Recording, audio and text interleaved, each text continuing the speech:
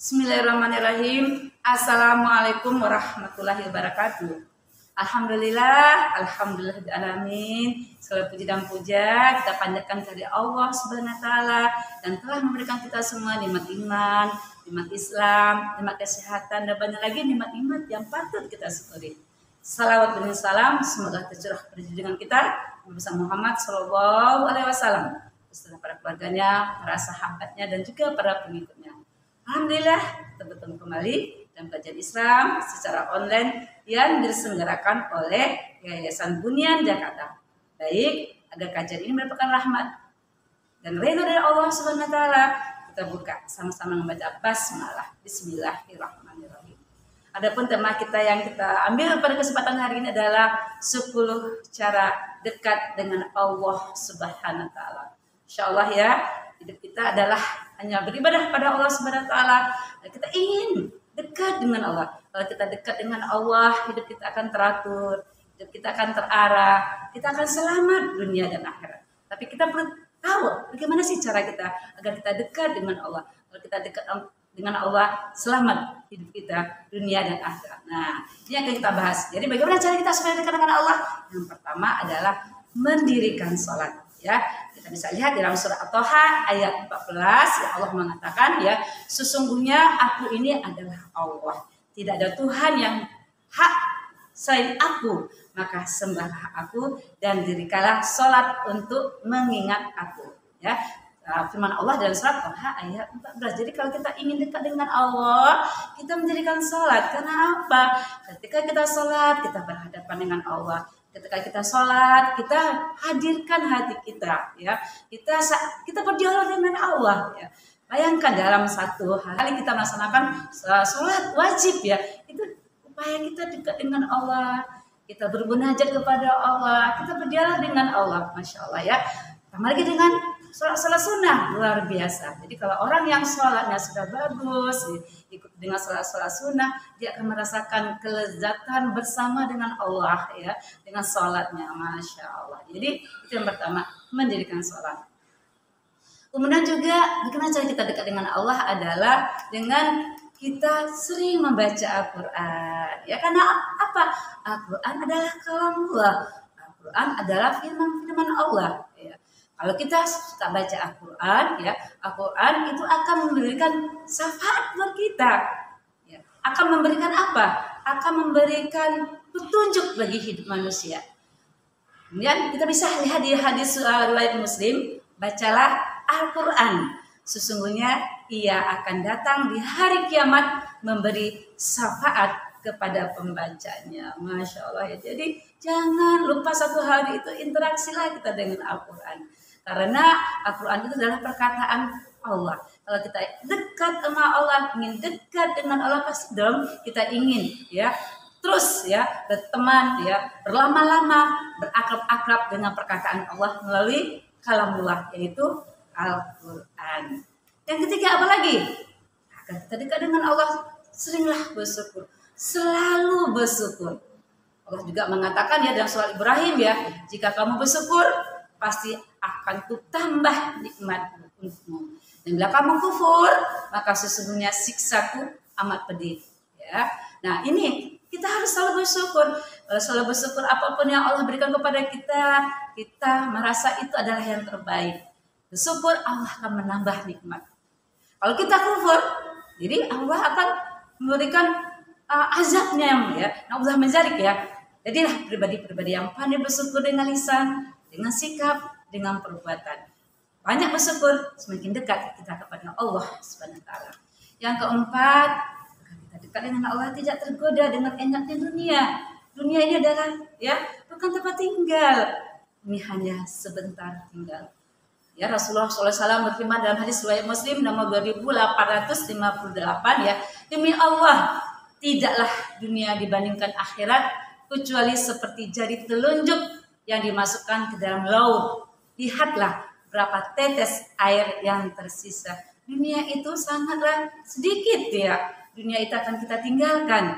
Ya. Kampung akhiratlah yang abadi. Kampung akhiratlah tujuan hidup kita. Karena kita akan kembali semuanya ke sana. Karena itu, kalau kita kembali ke sana, kita harus mempersiapkan diri kita sebaik-baiknya bekal persiapan. Kalau kita dekat dengan Allah, tidak tergoda dengan kenikmatan ke dunia, bahkan kita menjadikan dunia sebagai ladang amal soleh kita untuk persiapan kita menuju Allah, alam akhirat nanti. Selanjutnya, agar kita dekat dengan Allah, kita mengerjakan yang sunnah dan selalu berzikir.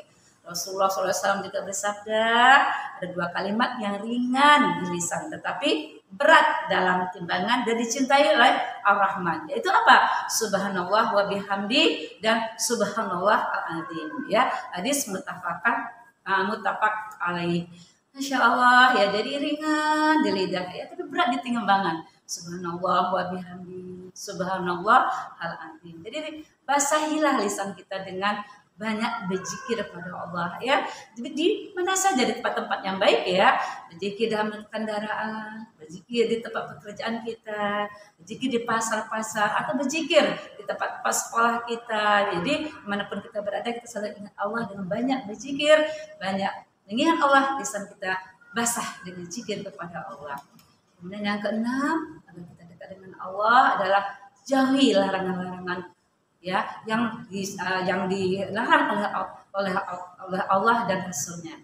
Apa kata Rasulullah, ya, yang diriwayatkan oleh hadis riwayat Bukhari dan Muslim, apa saja yang aku Rasulullah larang, maka jauhilah perkara itu. Jadi kita harus berhati-hati, apa yang dilarang jauhi, ya. Allah melarang zina, jangan dekati zina, ya. Allah melarang misalnya ambil harta orang, ya, yang tidak baik gitu, ya. Itu kita jauhi, ya. Jadi jangan sampai yang dilarang justru dikerjakan. Astagfirullahaladzim. Minta pertolongan kepada Allah agar kita dikuatkan, agar kita betul-betul mencari rezeki yang halal, yang terhindar dari hal-hal yang haram. Karena apa? Kalau kita menjauhi larangan Allah, kita akan dekat dengan Allah. Kenapa? Karena otomatis kita jauhi larangan Allah, kita akan dekat dengan perintah-perintah Allah. Selanjutnya, ingin dekat dengan Allah, maknai nama-nama indah Allah Subhanahu wa taala. Banyak nama-nama Asmaul Husna Allah, ya. Dalam surah Thaha ayat 8 Allah mengatakan, Allah tidak ada Tuhan selain Dia. Miliknya lah nama-nama yang terbaik. Baca Asmaul Husna, ya. Minta apa? Kita minta hidayah, ya, kita minta kepada Al-Hadi, apatah, bukan hati kita dengan nasihat-nasihat, ya. Mudahkan menerima nasihat-nasihat. Minta rezeki Al-Raja, minta kita diberi kekuatan Al-Qawi, ya. Minta agar kita lembut, Al-Latif. Sebut nama-nama indah Allah, sebut Asmaul Husna Allah. Insya Allah itu juga akan membuat hati kita dekat dengan Allah. Selanjutnya, ingin dekat dengan Allah, selalu mengingat Allah di setiap keadaan. Allah berfirman dalam surah Al-Baqarah ayat 152, maka ingatlah kepadaku, aku pun akan ingat kepadamu. Masya Allah. Jadi kalau kita ingat kepada Allah, Allah pun akan ingat kepada kita. Kita akan dijaga Allah, ya. Kita akan dijaga oleh Allah. Kita akan diarahkan oleh Allah, ya. Karena Allah adalah sandaran hati kita, Allah adalah segala-galanya kita, Allah adalah tujuan kita. Kita ingat Allah, Allah akan menjaga kita, melindungi kita, dan memelihara kita. 9, dahulukan cinta kepada Allah. Jangan sampai kita cita-cita dunia, cita pekerjaan, cinta dengan harta, kedudukan, ya, itu lebih didahulukan daripada cinta pada Allah. Kenapa? Orang yang beriman itu amat sangat cintanya kepada Allah. Itu ya ada dalam surat Al-Baqarah ayat 165, ya. Saya bacakan artinya. Di antara manusia ada yang menjadikan sesuatu selain Allah sebagai tandingan baginya, yang mereka cintai seperti mencintai Allah. Adapun orang yang beriman sangat kuat cintanya, ya, sangat kuat cinta mereka kepada Allah. Ya, sekiranya orang yang berbuat zalim itu melihat ketika mereka melihat azab pada hari kiamat, bahkan bahwa kekuatan itu semuanya milik Allah dan bahwa Allah sangat keras azabnya, niscaya mereka menyesal. Surat Al-Baqarah ayat 165. Jadi intinya adalah orang beriman itu amat sangat cintanya kepada Allah, ingin selalu bersama dengan Allah, ingin selalu dekat dengan Allah. Satu kebaikan-kebaikan dia ikuti kebaikan-kebaikan berikutnya. Ada ibadah-ibadah wajib yang dia lakukan, salat-salat wajib dia lakukan, dia ikuti dengan salat-salat sunnah. Karena cinta dia kepada Allah. Melaksanakan puasa bulan Ramadan yang sifatnya wajib, dia tambah dengan puasa-puasa sunnahnya. dia lakukan zikir-zikirnya, upaya-upaya yang dia lakukan agar dia dekat dengan Allah, membuktikan cintanya kepada Allah, ingat kepada Allah. Dan yang terakhir, agar kita cinta kepada Allah, duduklah bersama dengan orang-orang yang mencintai Allah. Allah ya, ini kita bisa lihat dalam surat Yusuf ayat 101. Ya Tuhan kami, yang artinya pencipta langit dan bumi, Engkaulah pelindungku di dunia dan di akhirat. Wafatkanlah aku dalam keadaan muslim dan gabungkanlah aku dengan orang yang soleh. Surat Yusuf ayat 101. Jadi kalau kita ingin dekat dengan Allah, ya berinteraksilah kita.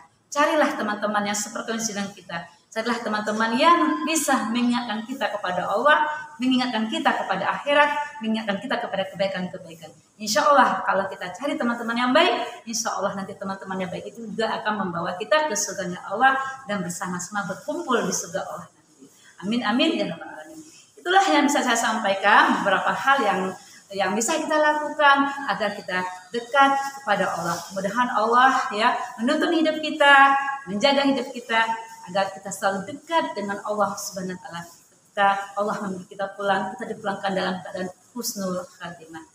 Nah, para pemirsa semua, saya yakin ini masih banyak sekali kekeliruan, kekurangan, kesalahan yang saya lakukan. Saya minta maaf kepada pemirsa semua kalau ada salah khilaf saya pada Allah. Saya mohon ampun, astagfirullahaladzim. Mohon maaf lahir dan batin. Assalamualaikum warahmatullahi wabarakatuh.